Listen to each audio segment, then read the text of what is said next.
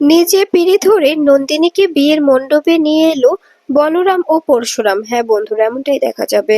বিস্তারিত জানতে ভিডিওটিতে লাইক দিয়ে চ্যানেলটি সাবস্ক্রাইব করে শুরু থেকে শেষ অবধি দেখতে থাকো। গল্পের শুরুতেই দেখা যাবে কনের সেজে সেজে বসে থাকে নন্দিনী। ঠিক তখনই পিঁড়ি নিয়ে এসে নন্দিনীর সামনে দাঁড়ায় বলরাম। বলরাম দাঁড়িয়ে বলতে থাকে, এই পিঁড়িতে বসে পড়ুন নন্দিনী মুখার্জি। তখন এই কথা শুনে নন্দিনী বলতে থাকে, কেন এই পিঁড়িতে কেন বসবো আমি? তখনই বলরাম বলে, কারণ আমি আপনাকে কথা দিয়েছিলাম যে আপনাকে আমি নিজের হাতে পিঁড়িতে করে মণ্ডপ অব্দি নিয়ে যাব। তাই আমি এই পিঁড়িটা সযত্নে রেখেছিলাম। আর এখন সময় হয়েছে, আপনাকে নিয়ে যেতে হবে, তাই আমি পিঁড়িটা নিয়ে এলাম। তখনই পরশুরাম বলতে থাকে, হ্যাঁ উঠে পড়ুন, উঠে পড়ুন, আমরা দু বন্ধু মিলে আপনাকে বিয়ের মণ্ডপ অব্দি নিয়ে যাব। এরপরে দেখা যাবে পরশুরাম মনে মনে বলতে থাকে, আমি জানি বন্ধু তোর মনের মধ্যে কি চলছে, কিন্তু চিন্তা করিস না, শেষমেশ বিয়েটা হবে না, তোকেই এই বিয়েটা করতে হবে। এরপরে দেখা যাবে নন্দিনী পিঁড়িতে উঠে বসলে তখনই তখনই পিঁড়ি নিয়ে যেতে থাকে বলরাম ও পরশুরাম সঙ্গে। সব বোনেরা পাশে দাঁড়িয়ে থাকে। এরপরে দেখা যাবে নন্দিনী মনে মনে বলতে থাকে, আমি বুঝতে পারছি উনি অনেকটা কষ্ট পাচ্ছে, কিন্তু কিন্তু আমি কি করব, আমার তো এখন করার কিছু নেই, এখন তো সবকিছু ঠিকঠাক। এখন যদি আমি বিয়েটা ভেঙে দিই, এমনিতেই আমাকে সবাই অপয়া বলে সমর্থন করছে, তখন আরো সবাই আমার দিকে আঙুল তুলবে, সবাই বলবে এই মেয়েটা কখনো কখনো সুখী হতে পারবে না, কখনো সংসারী হতে পারবে না। যদি সংসারী হতো তবে কিছুতে এরকম করে বারবার বিয়েটা ভেঙে যেত না। একবার একবার স্বামীকে খেয়েছে, আবার বিয়েটা ভেঙে দিল। সবাই তো আমার দিকেই আঙুল তুলবে, কিন্তু আমি কি করব, আমি বুঝতে পারছি উনি অনেকটা অনেকটা কষ্ট পাচ্ছে, উনি তো আমাকে আগে বললেও বলতে পারতো।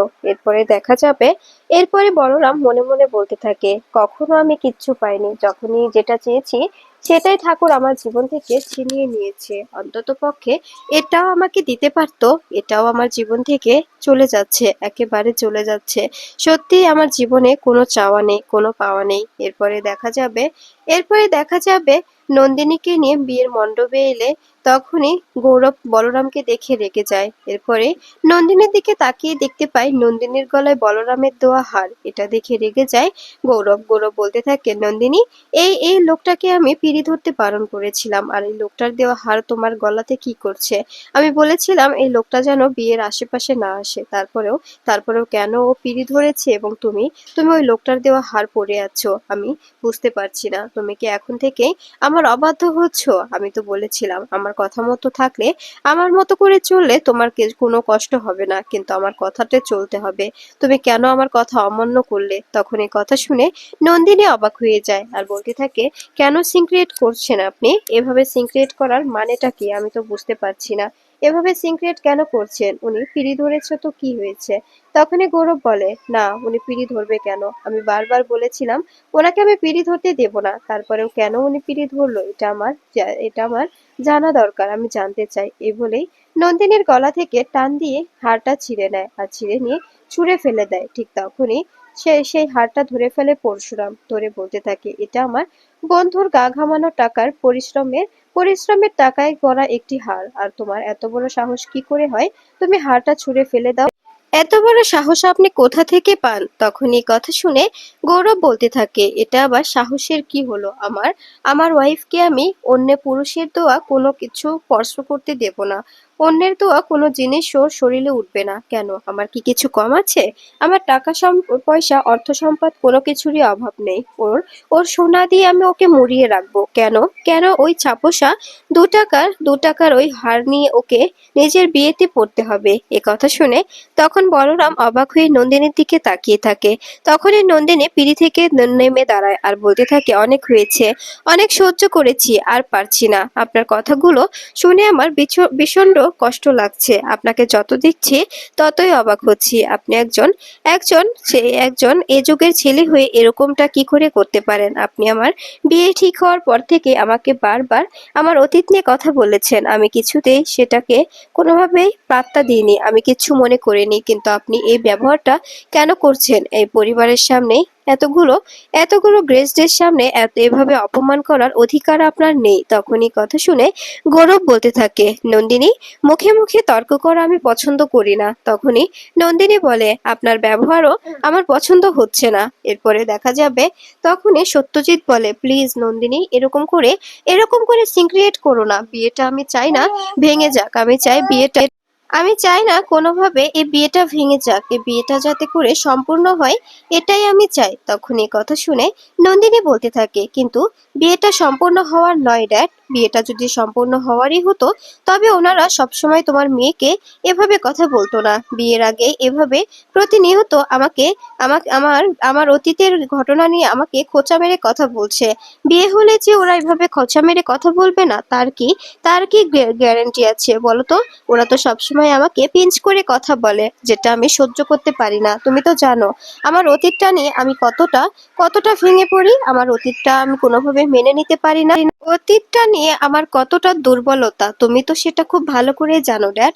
তখনই দেখা যাবে সত্যজিৎ চুপচাপ দাঁড়িয়ে থাকে। এরপরে দীপালি বলে, এটা সত্যি আমার মেয়েকে ওরা সবসময় অতীত নিয়ে কথা বলে। এটা তো ঠিক নয়, তাই না?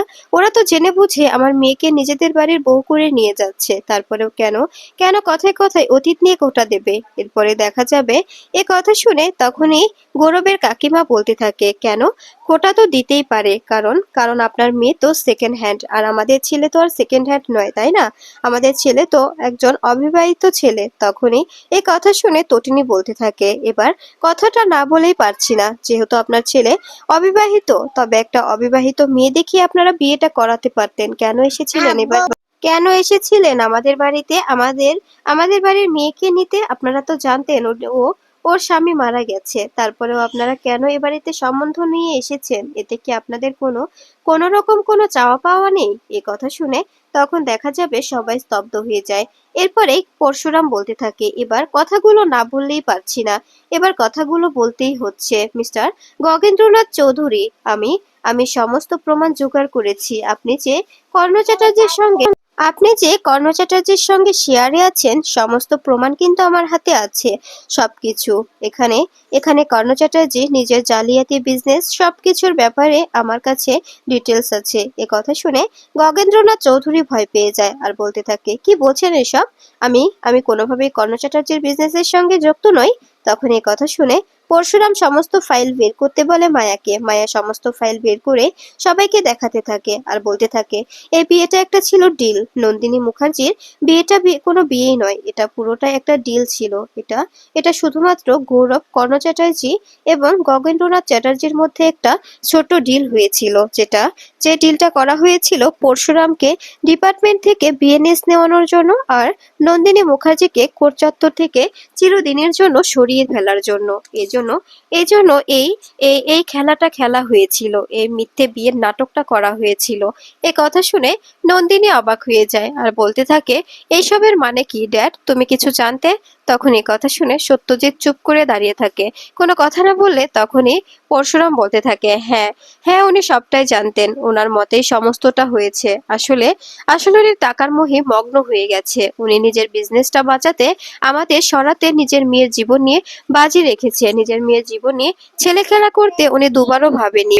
নিজের মেয়েকে উনি নিলামে তুলতে দুবারও ভাবেনি। এ কথা শুনে দেখা যাবে নন্দিনী বলতে থাকে, সত্যি আমি যত দেখছি ততই অবাক হচ্ছি। তোমরা এতটা নিচে নামতে পারো আমি কখনো কল্পনাও করতে পারিনি। তোমাদের দেখে আমার অবাক লাগছে। সত্যি তোমাদের মতো মানুষ যেন কারো তোমাদের মতো পিতা যেন কারোর কপালে না জুটে। এরপরে নন্দিনী বিয়ের মণ্ডপ থেকে দৌড়ে গিয়ে নিজের ঘরের দরজা আটকে দেয় আর সেখানে দরজা আটকে বসে কাঁদতে থাকে। ঠিক তখনই বলরাম গিয়ে দরজায় নক করে আর বলতে থাকে, প্লিজ আপনি কোনো ভুলভাল ডিসিশন নেবেন না, দরজাটা খুলুন বলছি। তখনই নন্দিনী বলে, আমাকে একা থাকতে দিন, কেন আমাকে ডিস্টার্ব করছেন বলুন তো? তখনই এই কথা শুনে বলরাম বলতে থাকে, হ্যাঁ আমি বুঝতে পারছি আপনার একা থাকাটা প্রয়োজন, কিন্তু একটা কথা শুনুন প্লিজ, দরজাটা খুলুন, আমি আপনার সঙ্গে একটু কথা বলতে চাই।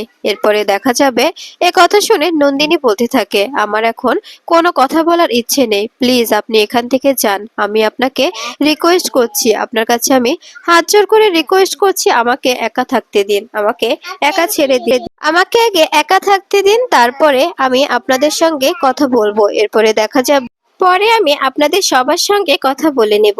এরপরে দেখা যাবে বলরাম সেখান থেকে চলে যায়। সেখান থেকে গিয়ে পরশুরামকে বলতে থাকে, উনি কিন্তু দরজাটা আটকে দিয়েছে, সবটা নজরে রাখিস, উনি যেন কোনোভাবে কোনো ভুলভাল ডিসিশন না নিতে পারে। এ কথা শুনে তখন দেখা যাবে পরশুরাম বলতে থাকে, আমি তোর কাছে একটা জিনিস চাইবো, তুই কি আমাকে দিবি? তখন এই কথা শুনে বলরাম বলে, হ্যাঁ বল, তুই কি চেয়েছিস? আর যেটা আমি তোকে না দিয়েছি, আমরা আমরা বন্ধু, কখনো আমাদের মধ্যে সেরকম ভেদাভেদ তৈরি হয়নি, তুই এটা ভুলে যাচ্ছিস? সে কথা শুনে দেখা যাবে পরশুরাম বলতে থাকে, হ্যাঁ আমি জানি তুই তুই আমার কথা ফেলতে পারবি না, নন্দিনী মুখার্জিকে বিয়ে করতে হবে, নন্দিনী মুখার্জিকে তুই বিয়ে করবি, আমি জানি তুই নন্দিনী মুখার্জিকে ভালোবেসে ফেলেছিস। এ কথা শুনে দেখা যাবে বলরাম অবাক হয়ে যায় আর বলতে থাকে, উনি কি রাজি হবে তুই যে কথাটা বলছিস? তখনই দেখা যাবে পরশুরাম বলতে থাকে, ওনাকে রাজি করানোর দায়িত্ব আমার, কিন্তু ওনাকে কোনোভাবেই আমি এবার আর লগ্নভ্রষ্ট হতে দেব না, এবার আর কোনোভাবে ওনাকে আমি অপয়া শব্দটা শুনতে দেব না। এ কথা শুনে তখন দেখা যাবে বলরাম অবাক হয়ে পরশুরামের দিকে তাকিয়ে থাকে। এরপরে তটিনী বলে, প্লিজ বলরাম দা, আমি তোমার কাছে হাত জোর করে রিকোয়েস্ট করছি, আমার দিদিকে রক্ষা করো, আমার দিদিকে সবার এই কটু কথা থেকে বাঁচিয়ে নাও। আমার দিদিকে সবাই সবাই দুৎসাহ করবে, সবাই আজে বাজে কথা বলবে, সেটা আমি কিছুতেই মেনে নিতে পারবো না, এবং দিদিও মেনে নিতে পারবে না। তুমি যদি ওকে রক্ষা করো তবে আমি তোমার কাছে সারাটা জীবন কৃতজ্ঞ থাকবো। এরপরে দেখা যাবে বলরাম বলে, তুমি আমার বোন, তোমাকে আমি নিজের বোনের মতোই ভাবি, তুমি যখন আমার কাছে একটা কথা আবদার করেছো সেটা আমি অবশ্যই পালন করব, এবং আমার বন্ধু যেহেতু আমার কাছে একটা জিনিস চেয়েছে সেটা আমি দেব না তা কখনো হয়? এরপরে দেখা যাবে পরশুরাম বলরামকে জড়িয়ে ধরে বলতে থাকে, তোর মতো বন্ধু যেন প্রত্যেকটা মানুষ পায়, সত্যি তোর মতো বন্ধু পাওয়া ভাগ্যের ব্যাপার, তোর মতো বন্ধু যার আছে সেই জানে বন্ধুত্বের মূল্যটা কত। এরপরে দেখা যাবে বলরাম বলতে থাকে, হয়েছে হয়েছে, আর বলতে হবে না, অনেক বলেছিস, এত প্রশংসা কোথায় রাখবো বলতো? তখনই বলরামের কথা শুনে পরশুরাম হাসতে থাকে আর বলতে থাকে, সব সময় তোর ইয়ার্কি শুধু থেকেই যায় তাই না? তখন এ কথা শুনে দেখা যাবে বলরাম বলতে থাকে, হ্যাঁ তাই তো, আমি তো এছাড়া আর কিছুই করতে পারি না, এটাই তো আমার কাজ তাই না? তখন এ কথা শুনে দেখা যাবে পরশুরাম বলতে থাকে, তবে তবে আমি সমস্ত কিছুর ব্যবস্থা করছি, আমি নন্দিনী মুখার্জিকে রাজি করাচ্ছি, যে করে হোক আমি নন্দিনী মুখার্জিকে রাজি করাবো, ওনাকে দরজাটা খুলতেই হবে, তুই বরং রেডি হয়ে নে। এরপরে দেখা যাবে বলরাম বলতে থাকে, হিতে বিপরীত হবে না তো, উনি কি রাজি হবে বিয়েতে? তখনই দেখা যাবে তখনই দেখা যাবে কথা শুনে দীপালি এসে বলতে থাকে, হ্যাঁ বাবা, অবশ্যই রাজি হবে, আমি রাজি করাবো ওকে, আমি আমি তোমার কাছে কৃতজ্ঞ থাকবো, বিশ্বাস করো আমি জানতাম না যে সত্যজিৎ মুখার্জি এই প্ল্যানটা করেছে, সত্যি আমার জানা ছিল না, যদি আমি জানতাম তবে আমি কিছুতেই ওনাকে এভাবে সঙ্গ দিতাম না, কিছুতেই না। আমি জানতাম যে উনি সত্যি নিজেকে চেঞ্জ করে নিয়েছে, মেয়েদের কথা ভাবছে, মেয়েদের কথা ভেবে এরকম করছে, সত্যি বলছি, যদি আমি জানতাম যে উনি সবকিছুতে নিজের নিজের আখের গোছাতে ব্যস্ত, তবে আমি কিছুতেই ওনাকে হেল্প করতাম না, ওনার কথাই তোমাদের ফোর্স করতাম না, জামাইকে আমি কিছুতেই বিএনএস দিতে বলতাম না, আমি আরো বলতাম তুমি প্লিজ প্লিজ সবকিছু মেনে না নিয়ে নিজের জীবনটা সুন্দর করে গুছিয়ে নাও, এবং এবং তোমার ডিসিশন তুমি নিজের কাছে রাখো, কোনোভাবে নিজের ডিসিশন থেকে সরে দাঁড়াবে না। এরপরে দেখা যাবে এই কথা শুনে পরশুরাম বলতে থাকে, চিন্তা করবেন না আপনি, আমি সবকিছু সামলে নেব, কোনো চিন্তা করবেন না, আমি কাউকে ছাড়বো না, ওদের সবাইকে বুঝিয়ে দেব যে পরশুরামের সঙ্গে এভাবে লাগতে আসাটা কতটা কতটা ডিফিকাল্ট। এই কথা শুনে তখন দেখা যাবে এই কথা শুনে দীপালি বলতে থাকে, কিন্তু আমি যে ভুল করেছি, আমি জোর করে তোমাকে ডিপার্টমেন্ট থেকে বিএনএস নিয়েছি, তুমি যদি এবার ডিপার্টমেন্টে না ফিরতে পারো তবে ওদের মতো ক্রিমিনালদের কি করে ধরবে? তখনই পরশুরাম বলে, আমি পারবো, আপনাকে আপনাকে এটা নিয়ে ভাবতে হবে না।